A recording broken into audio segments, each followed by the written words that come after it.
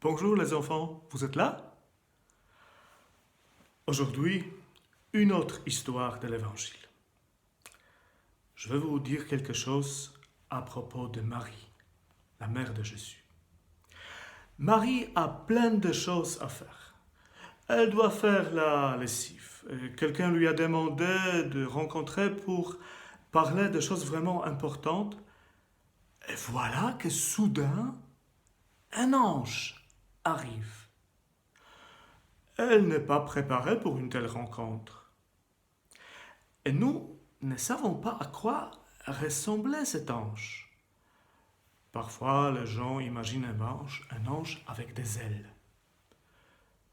Peut-être, mais nous n'en sommes pas sûrs. Mais une chose est sûre. L'ange, c'est quelqu'un envoyé par Dieu. Alors, cet ange, qui s'appelle Gabriel, il dit, tu auras un enfant, et ce sera le Fils de Dieu. C'est difficile à comprendre. Mais l'ange dit, pour Dieu, tout est possible. Alors Marie dit, d'accord, que tout cela se passe comme tu me l'as dit. Mais comment accueillir cet enfant? Il faut une maison pour le Fils de Dieu.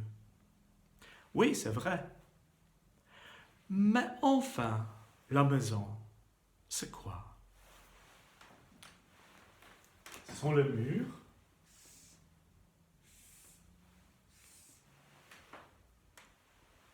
un toit, une fenêtre, peut-être une porte aussi. On peut planter aussi fleurs à côté de la maison.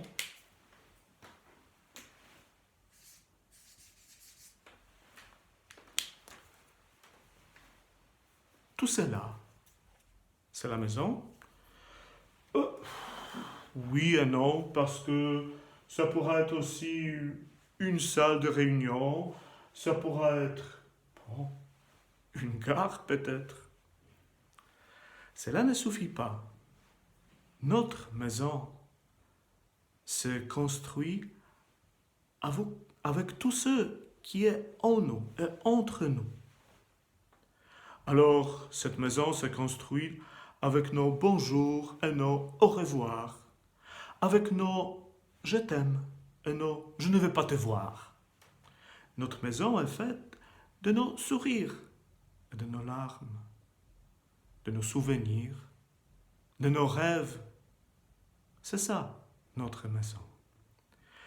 Dans cette maison que nous avons construite à partir de nos bonnes paroles, de nos bons gestes, de nos promesses, de nos bons désirs, nous pouvons inviter Jésus. Nous pouvons faire la place pour Jésus dans notre maison.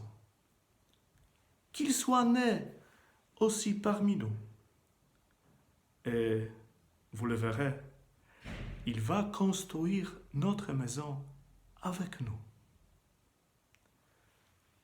Noël s'approche, mais c'est encore le 4e dimanche de l'Avent aujourd'hui. Alors, bon dimanche.